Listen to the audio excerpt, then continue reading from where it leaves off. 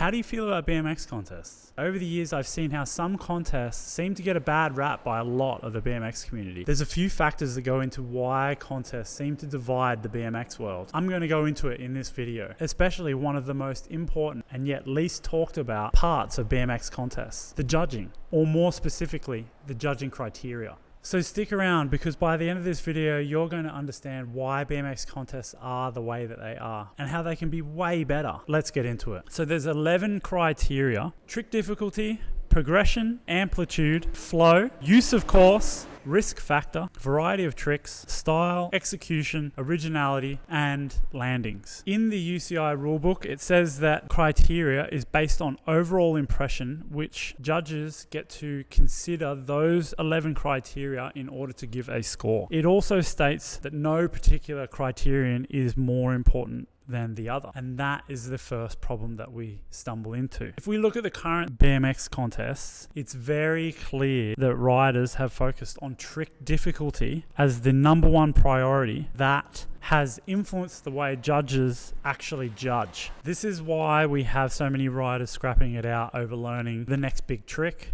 whether it's a triple truck or a triple whip or a triple spin. It's a very clear progression. You do one, I do two, and so on. I would argue that that is the most linear way to score, and it's also the easiest of the criteria to get good at. I'm going to go through the criteria again: trick difficulty, which is what we're talking about, progression, amplitude, flow, use of course, risk factor, variety of tricks, style, execution, originality, and landings. When you get to a new skate park, is it more impressive to do the trick that you've already learnt on the 6-foot quarter? Or is it way more impressive to see someone jumping across different lines, doing transfers, blasting the hard to air quarter, jumping that hip that you've never seen anyone jump before? Doing the trick is certainly hard, and it takes a lot of practice to do the trick. But owning the skate park, basically mastering use of course, doing things that aren't meant to be done,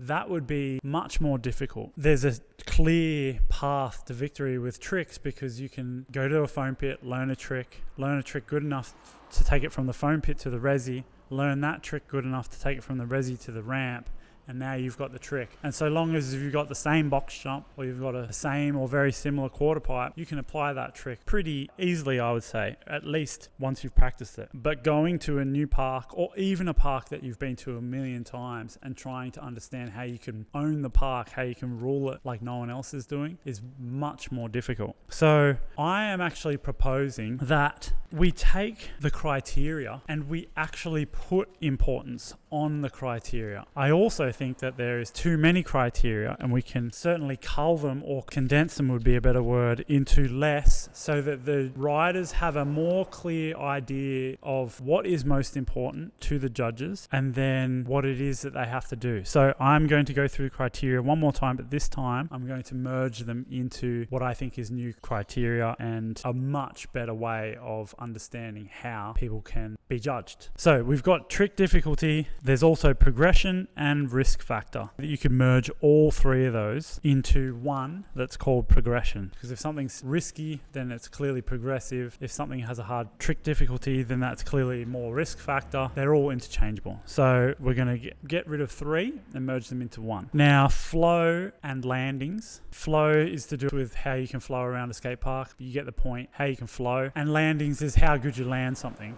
If you're not landing something good, you're not going to be able to carry speed around the skate park and flow around the skate park. So we may as well condense those two into one and just call it flow. The next two is variety of tricks and originality. Variety of tricks, the more variety you have, the more original you are. The more you apply different tricks to different ramps, the more original you are. So we're going to just merge those two into one and call it originality. Now we've got style, and we've also got execution. Style, everyone has different style. Things look stylish, but things mainly look stylish because they're executed well. If you do an unclicked X up, it doesn't have style on it, compared to if you do a super click, over-clicked X up. Same goes with if you do a really well-executed no-handed backflip. If it's fully extended, you come in perfectly, that's stylish by default. There's definitely ways that you can implement more style into things, but that creates a better executed trick, which then leads to execution. So we're going to merge those two, style and execution, together into just style. Then we have use of course. That one has to stay by itself. And then we have amplitude. You could potentially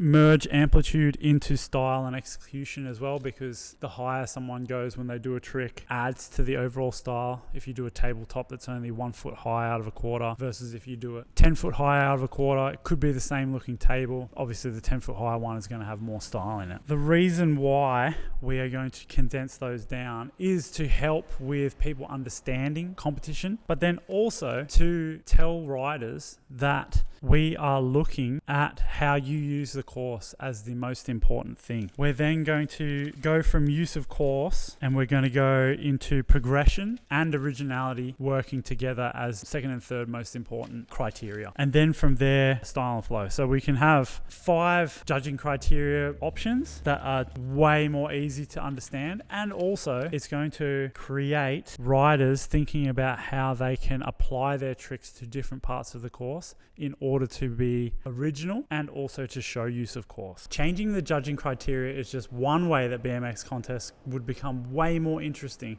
for both spectators as well as celebrate the unique nature of BMX. Moving it from a sport that resembles gymnastics, really capturing the essence of what makes BMX so special, which would make BMX contests more exciting for spectators and for riders. Judging criteria is one aspect of contests that needs to change, but there's another thing that's probably even more important that would make it way more exciting, and I explain that in this video right here.